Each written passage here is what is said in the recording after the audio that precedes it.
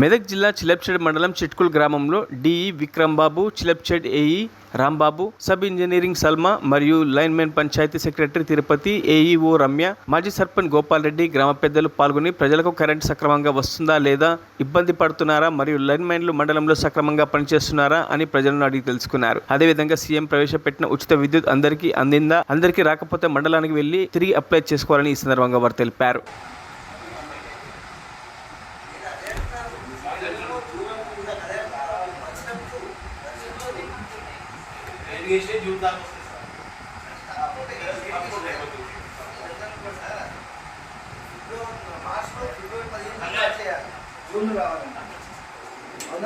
కానీ అప్పుడు ఎండలు స్టార్ట్ అయితే కదా వాళ్ళ రైతులు అక్కడ ఒప్పుకో